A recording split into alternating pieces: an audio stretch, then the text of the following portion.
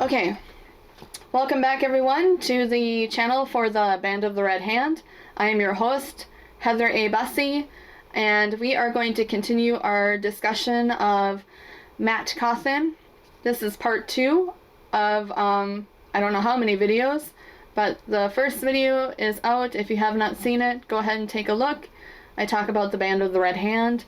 I get into Matt's character, but more from a writer and reader's perspective. I use only what's in the books. I'm not looking at interviews or anything like that.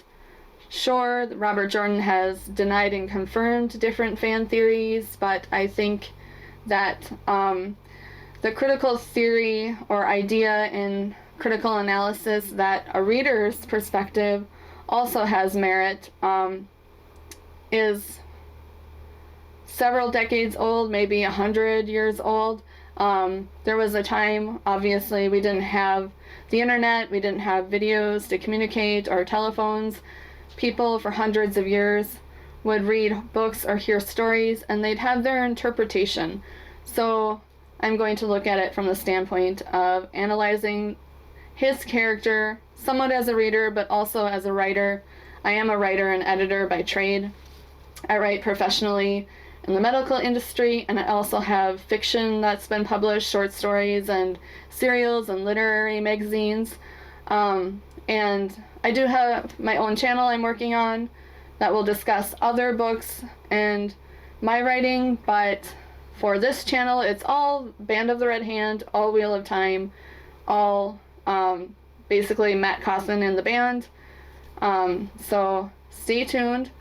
Hopefully other members will get their videos loaded on whatever topics they want to talk about concerning the band.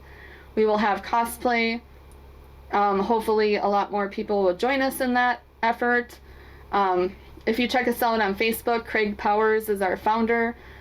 It's called the Band of the Red Hand. We have over 1,000 members, and other admins and members might create content of their own surrounding the band, so I encourage you to check out those videos on this channel as well. If you're interested, please hit subscribe and like the videos, share them with your friends and family. If you're part of other Watt related groups you think that might be interested and they are willing to share our videos, post a link there and let people know that we are creating these. They are more band-centric, which I think is okay. People will talk about other characters and other aspects of the books, but we will also bring in our take on the band's cosplay and things like that. Some of us will be at JordanCon as well, so I expect we'll have some videos posted from there too. Thank you for joining, and let's get into it. At the end of the last video, I left off with Matt having the ruby dagger and it affecting his character in book 1 and 2. I don't get in too much into the final events in book 1 or a lot of what's going on in book 2. It was a long discussion on how Robert Jordan established Matt's character, his what he starts out with his character, personality, skills, flaws, things that he obstacles he confronts in the first book, and his motivations, and then of course the obstacles he kind of makes in the first book as a character. I don't think this makes him bad in any way. I think Robert Jordan did a great job making a complex personality that many of us really love. Most of us in the band, Matt's our favorite character. It's safe to say we would all defend him all day long against any critics. But so from there, at the end of the first video, I kind of just left off with Matt having this dagger, and it has started to affect him. What I did not mention is at the end of book 1, they secure the Horn of Valir. This is a prophesied and well-known story in the Wheel of Time, and that it calls the heroes of the horn to fight for whomever blows the horn in a battle. This is prophesied to be an instrument that anyone could pick up and use. I think that it's only a instrument for the light. I think the dark could only determine to hide it away or try to destroy it. I don't think that heroes for the light would actually fight for the dark, and I think that's even discussed some in the books later on, but I can't remember exactly. If some of you know, please make comments below and help us all remember. I have read the series many times over, but I definitely forget things, and I've been reading them since 1990. As we know, some decades have passed. My memory is definitely not as great. So let's get into what Robert Jordan is doing with Matt's character now. We are in book 2 of The Wheel of Time, and Robert Jordan has utilized Matt's position, this dagger he has picked up, to push the characters in another direction. He is using this to get them moving again. They have come back to Shinar. Rand is confronting the fact that he's the Dragon Reborn, and he can't entirely admit it. The fact he can even channel is freaking him out. It's freaking Perrin out. It's freaking Matt out, especially, and I should touch on that a little bit. Matt Cauthon has this ruby dagger, and I don't think that anyone can quite appreciate what he's actually fighting. This is one of the things that Robert Jordan has put in his path to challenge him and push him as a character, and unfortunately we do not get this from his point of view for us to know what he's thinking and feeling as he's fighting this dagger. We just know from secondhand from, I think it's Moraine and maybe a couple of others that explain what Shadar Logoth is and how it became the dead city that it became. Shadar Logoth, as most readers will remember, was Arid Hole, and at one point they fought the Shadow, but I'm not even sure where Mordeth came from, but this tainted, twisted evil came to the city and basically twisted every last man, woman, and child in the city, turned them against one another, and they all died for it. He wiped out a whole civilization. It is a powerful evil. There is even at one point where this evil kills thousands of Murdrolls and Trollocs that go to this place, and during I think the War of Power or the War of Shadow, I'm not sure. Was it the War of Power or the Trolloc Wars? Sorry, the Trolloc Wars, I believe. They go there and thousands of them die. And these are not creatures that are typically fearful of anything. They are to be feared. They are the ultimate evil in the books. But this evil in Shadar Logoth is nothing to snub, nothing to take lightly. And Matt is confronting this right now in book 2.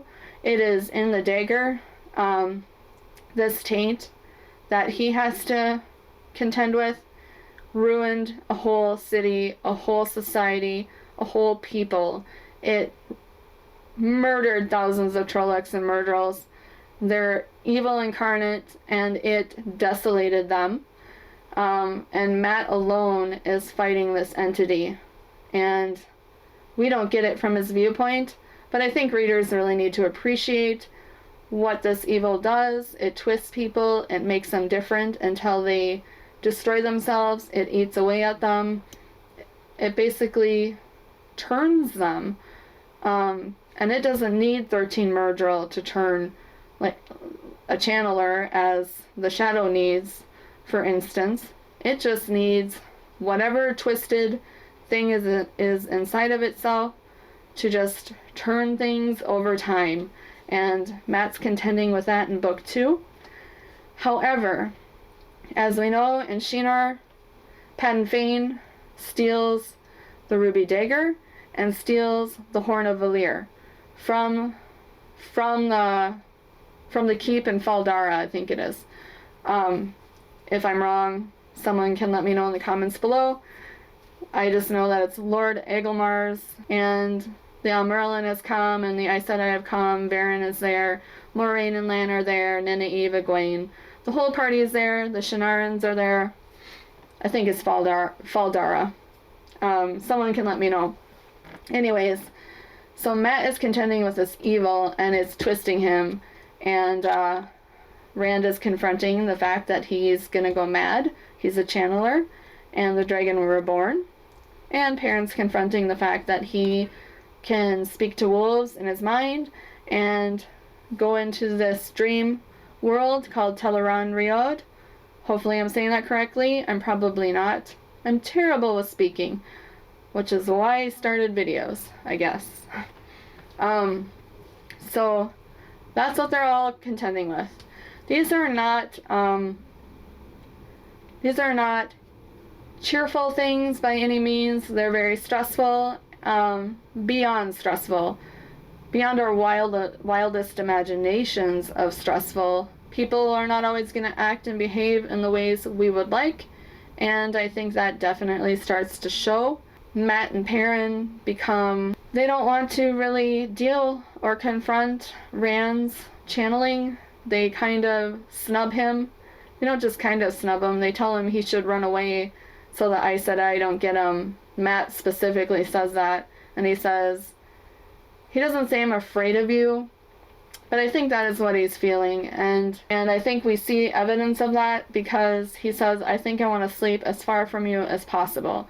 I appreciate you wanting to come help me, to come save me from this dagger, but I also think I want to sleep as far from you as possible, because he's afraid. And Mat definitely is showing how young he is here, how inexperienced, how if you remember from the first video, he wanted that adventure and fortune in the world, and his first experience with adventure and fortune in Arid Hole / Shader Logoth leads to him getting this dagger, which is killing him. And now his friend is the Dragon Reborn, the most powerful male channeler of all time, who eventually broke the world, destroyed every nation, broke actual land masses, reformed the entire planet. When they say broke the world, they actually mean continents shifted. Whole groups of people were scattered all over the place. Actually, and this is why you could have mixed cultures, races, what have you, everywhere, because since the Wheel of Time is kind of based on Earth, or it is Earth, in Robert Jordan's series, it's a version of Earth. The dragon breaking the world and scattering whole continents, whole oceans, would definitely make people of all kinds go all over the place. But enough of that. That's not really about this video. Just a point of perspective. The enormity of what they are dealing with.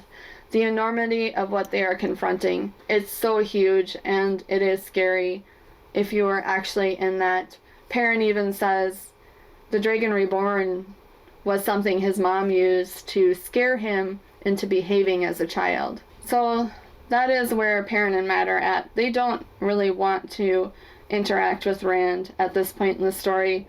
They're afraid, and whether you agree or not, they have reasons to be afraid. They have reasons to internally that they're combating themselves and that they're confronting themselves, that they would also kind of reject him at this point. But it gives Rand something to actually contend with too. It ups the stakes for him. As a writer, Robert Jordan did a great job here in raising the stakes. The dagger is lost when it's stolen by Padan Fain. That increases the stress level and the stakes for Mat. His life is in jeopardy. Perrin knows that he could possibly lose himself in the wolf instead of staying man, or half wolf. He knows he could lose himself, And Rand has the ultimate channeler spirit within him, and he is destined to go mad, fight the Dark One, and break the world again. And with them fighting, or not fighting, but with them contending with each with their own conflict and their own internal struggle, it's believable that they would kind of break apart at this point.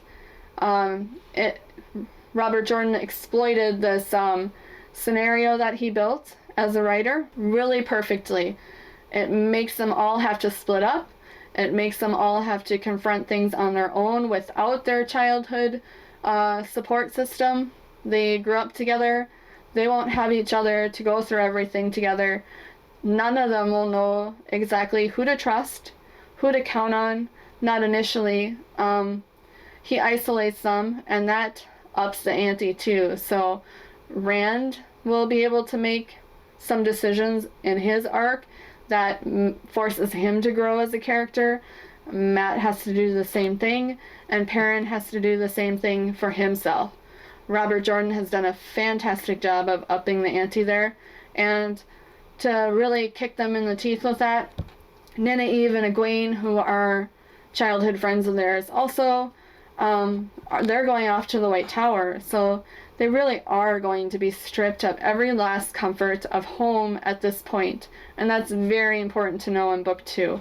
What each of them are contending with, particularly since this is about Matt, he is contending with the ultimate evil of Shadar Logoth that decimated the Shadow and decimated a whole people.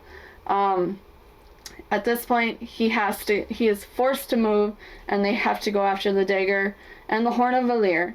So they do go off and do this. There are a number of things that happen. I think as far as Matt's character arc is concerned, he just goes through becoming more twisted, less trusting throughout book 2. It's horrible to see how he treats other people and how he treats Rand, because I don't think it's just Matt at this point. I think it is the evil twisting him and twisting his character. This is where I really wish we would have had a couple of Matt point of view chapters where we could see how he actually feels about that, and feel his struggle to retain himself against this evil, and how he's losing the battle inside himself. We see it on the page and in scene when he's being mean, but to a lot of readers, that's Matt just being mean. I don't think we're fully appreciating what he's actually going through internally, because we get Perrin's viewpoint and what it's like to struggle to retain himself and to kind of fit this whole ability of his into his life.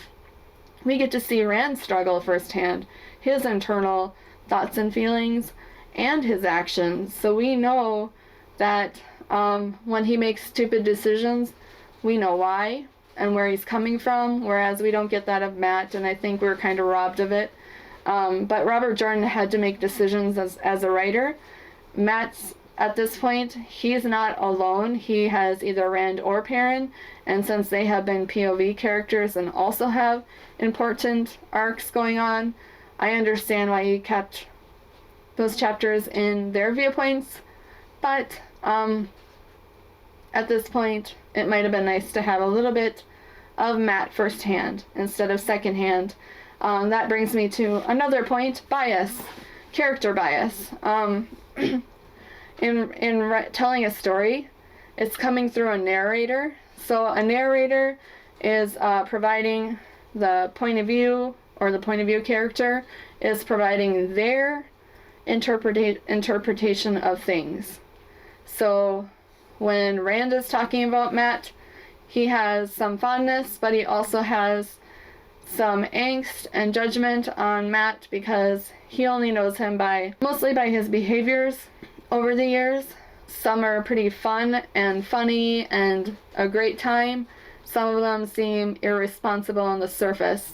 But as we learned in the first video, Matt actually is someone who comes through a lot. Even in the first book, Perrin's viewpoint on Matt at times, and he has his own interpretation. We definitely know what Nineveh thinks of Matt. A lot of the time, she's pretty harsh and mean to him, and that's going to color a reader's interpretation as well.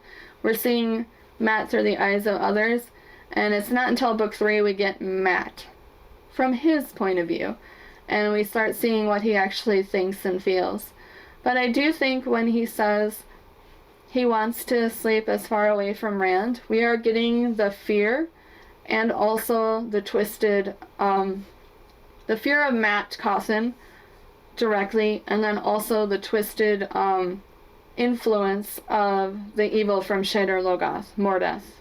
So he has those two things contending for his attention and response and behavior. Robert Jordan really exploited that in writing Matt's character, and he forces other characters into uncomfortable situations for it. Book 2, they're traveling. Rand disappears. He goes through these portal stones. Matt has his viewpoints on it. As we know, he's kind of a jerk. And again, I'm going to say it's probably a lot the ruby dagger and his fear of dying, his fear of someone channeling, and specifically a male channeler, and then his twisted personality change that's happening against his will. They do actually eventually follow Padan Fain to Toman Head. He brings the Horn of Valir and dagger to Toman Head. He brings it to a Shan-Chen, sorry if I'm saying that wrong, Shan-Chen noble, or general. I can't remember what Turik's, I think it's Turik's, rank is. That's not particularly important, but if someone remembers, maybe you can leave a comment below. Padan Fain brings these items to this Shan-Chen, and they track the dagger and the Horn of Valir to this place. They have Shinarans with them. They have Varen Mathwen. At this point, Egwene Elvira has been captured and is on Toman Head when she's supposed to be in the White Tower. We all know what's happened there, but we're not following her story right now, so all these threads are coming together. The White Cloaks are there, and we know Perrin has had a run-in. So what happens? They have to get the dagger and the Horn of Valir, and Matt can sense where the dagger is, so they use him to track the dagger. They also have Huron with them, who is a sniffer.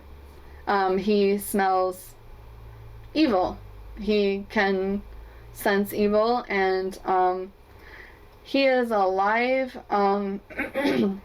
He's basically a live version of Tolkien's weapons that could sense evil or sense orcs if they were near. Huron can smell evil in this world, and he's tracking Padan Fain, and Matt's tracking the dagger. He can sense the dagger when it's near, and he actually finds out where it is because he can sense it in this Lord Turig's or whatever, his abode. They go in, and we know they recover these items. The thing of note at the end of book 2 is that they ride out to Toman Head. Ingtar has sacrificed himself for the party to escape the Shan-Chen.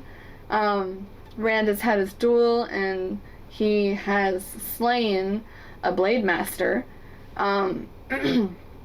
which I think in combat makes Rand a Blade Master. Correct me if I'm wrong, or maybe he has to slay 2 or 5 Blade Masters in combat, but he has slain one, and he will be confronting Ishamael, who is parading as Baalzamam, or the Dark One. And Matt, of course, they're all trying to flee the Shan-Chen. There's the White Cloaks. There is going to be a big battle here. Thousands of Shan-Chen have assembled. Thousands of White Cloaks have assembled. There will most definitely be a clash. This small party is in between them, it sounds like, and At this point, in desperation, Matt takes up the Horn of Valere and blows it. I think this is a great moment for him. I think it shows, one, he's fearful, but he is willing to take action in the face of danger. And we get some characterization in that he does the right thing, even though he may not want to all of the time. He steps up again, and here he blows the Horn of Valere. He calls forth the heroes of the Horn, and they have a conversation. They call it Matt Horn Sounder. They say that, I think they explain to Huron more directly that it's not just brave deeds that bind people to the Horn. It is more than just bravery. Maybe it's living many lives of bravery and doing what is right and serving the light. Multiple things. Not just a few acts of bravery, but maybe countless acts, small and big, over vast periods of time, or maybe it's specific acts of bravery that end up serving the light specifically, that bind someone to the wheel. I don't know. What are your thoughts on that? Rand and Matt definitely have a possibility of eventually being attached to the Horn, and maybe even Perrin, although I think his character arc goes in a different direction, no matter what, and their actions serve the light. So it's quite possible that they could have been bound to the Horn from a reader and writer interpretation perspective. I know that Robert Jordan has said some things in interviews, but I don't always agree with Robert Jordan's later explanations of things, because he does some things early on in the series that seem to change later on, and he's not here to explain that, but I don't recall anyone ever asking him about it. For instance, Matt's memories. He has memories before the Terangriel and Ruidian, and we'll get to that when I get to book 3. He also is speaking Old Tongue, but it's also from a specific time and place. It's not him talking as himself now, talking about current events. He's actually saying things from ancient Manetheren as if he's another person. And we know a theme in this series is reincarnation and rebirth. All of them are reborn, and it's completely plausible that from a reader-writer perspective and interpretation, and with evidence from the story, that Robert Jordan initially wrote him as possibly someone who is going to start remembering his past lives. Later on he has said, no, those are the memories of other people, but why write him having memories and a language from memory of a certain time and place that aren't his? He wouldn't need to go through the Terangriel and Radian at all. It would just come out of him as it started to. I do think that either he shifted gears as a writer here, or forgot, or changed his mind. His story, he can do whatever he wants, but for me it's really fun to notice these things. Both as a reader who loves the series more than any other epic fantasy, and as a writer who can definitely relate to writing myself into situations that aren't easy, and not always remembering specific details from my own work. And it's possible that's happened to Robert Jordan and definitely other writers. So it is a fun point for me to point out and discuss with other Watt fans. Maybe other people who love Matt Cauthon can remember these events as well from book 1 and 2, and from book 3 that I will point out later. I think I'm going to end this video here. They do recover the Horn of Valere. They recover the dagger. Matt can go to Tar Valon to have the influence of the dagger severed from him. Randall Thor gets to leave and go on his own. Perrin has his own calling, and we can, if I do a character analysis of them, we can touch more on their arcs. Maybe if people want to comment below, do they want to hear about other people as well? Do they like the writer perspective of what Robert Jordan's choices might have been and why he made them? Let me know in the comments, and give a like and subscribe. Please check out the Band of the Red Hand on Facebook, as founded by Craig Powers. I am Heather A. Bussey. Thank you all for watching.